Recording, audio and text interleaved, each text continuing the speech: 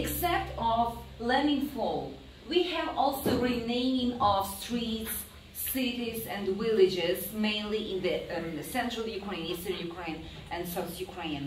And as you see, more than 50,000 names were changed. And this is very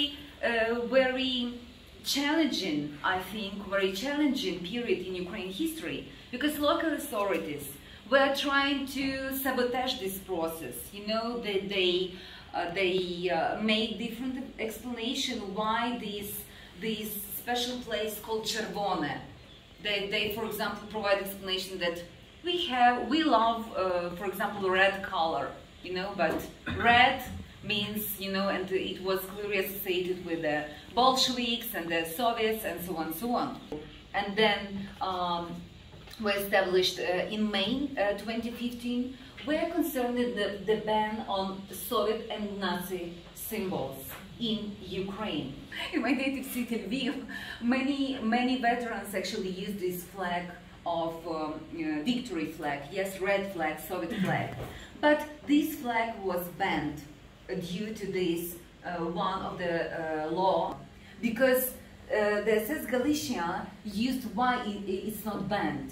Because the Waffen-SS Galicia used the lion, the figure of lion, and this, you know, corona, and there are the symbol of traditional symbol of Lviv, you know, so they can't ban this, because you can't ban the history of, you know, past history of Lviv, you know, for hundreds of years. So they can't ban this flag. But those people celebrating the formation, Nazi formation actually, so fascist, they all are fascist.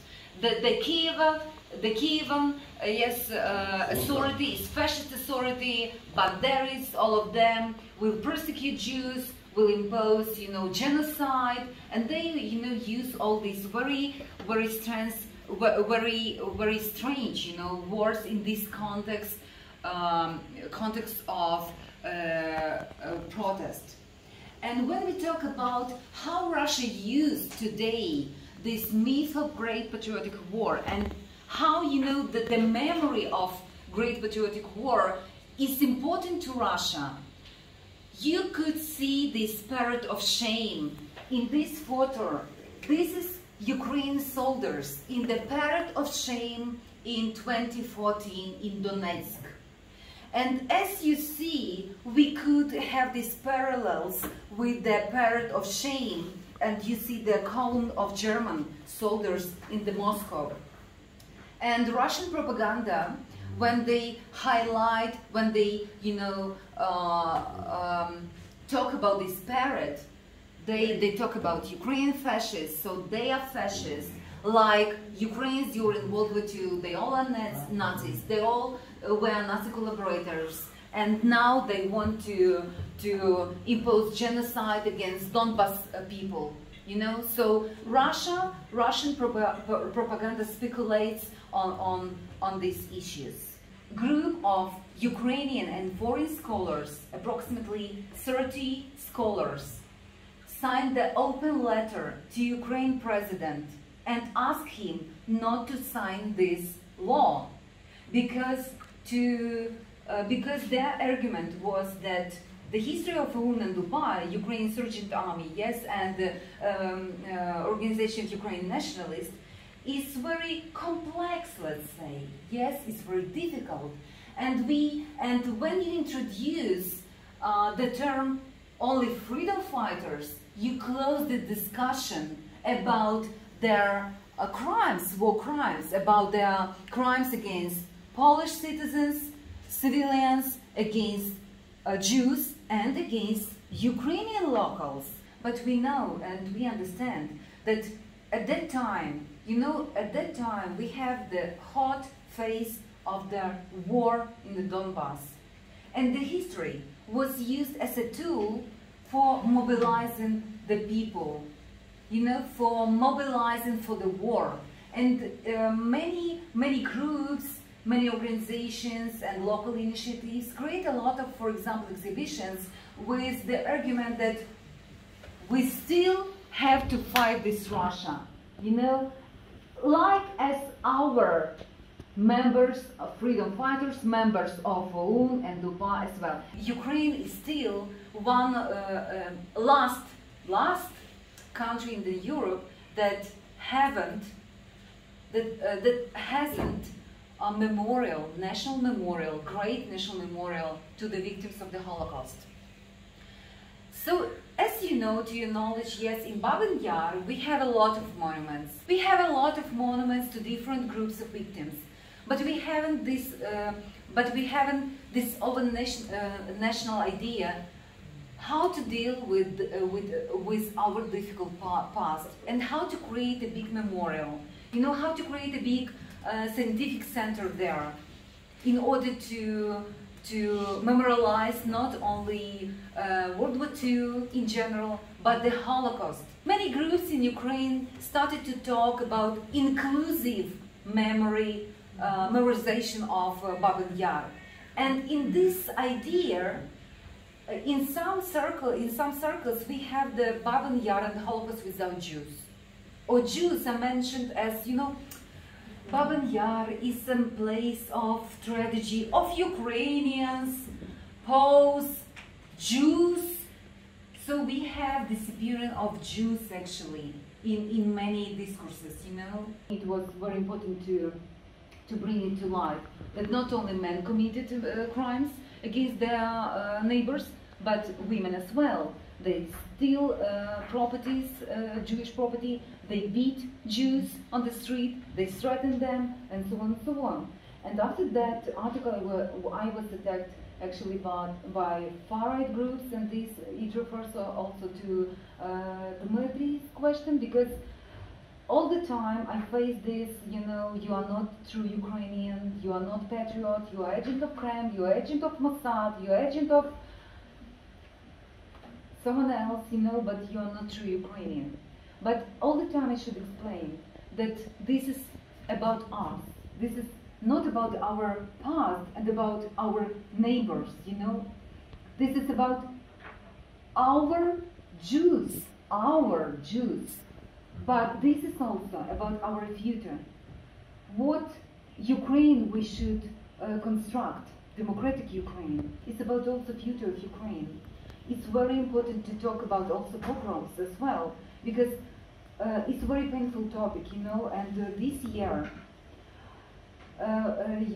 also Ukrainian scholars very like the discourse, but Nazis instigated those pogroms. Yes, they instigated those pogroms, but we have a number of localities where pogroms were when Soviets leave the territory and the Germans didn't come.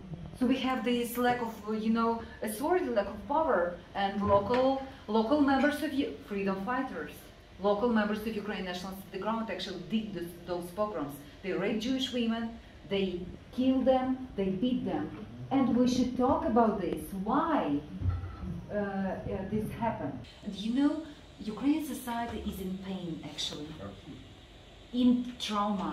And we experienced this trauma from the Maidan revolution, when I was at home and I saw how people are killed in the center of the peaceful city.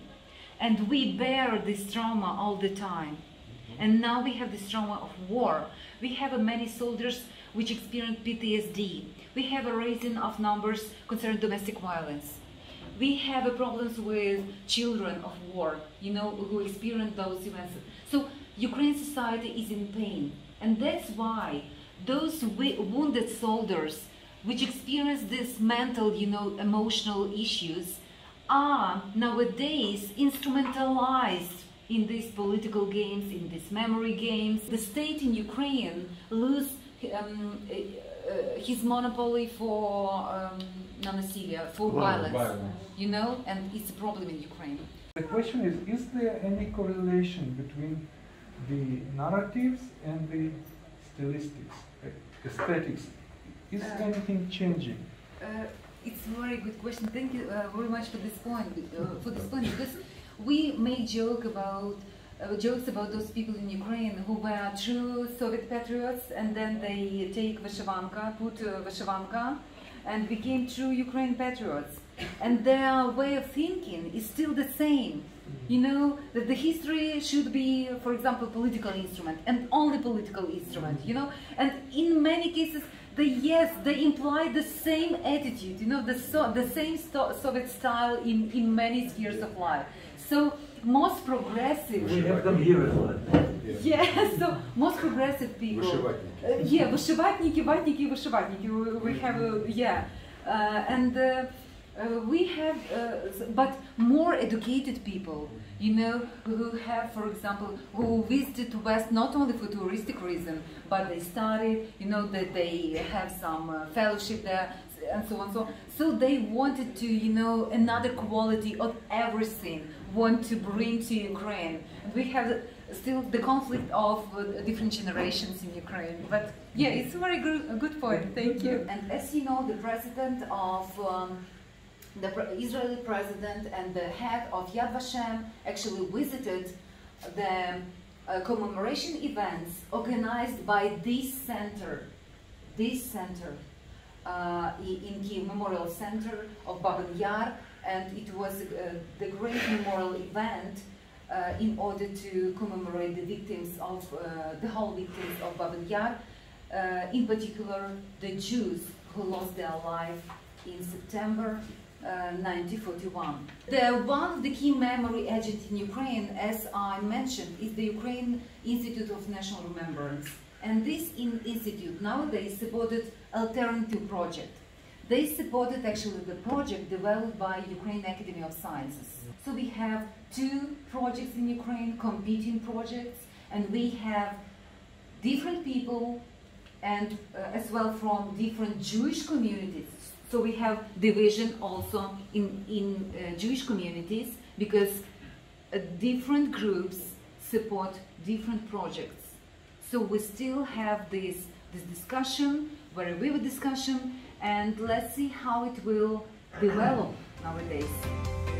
Наша мета – створити умови для цієї зустрічі двох народів, зацікавити, підтримати ініціативи розбудувати цей міст з ізраїльського боку. Адже наші історії не повні одна без одної.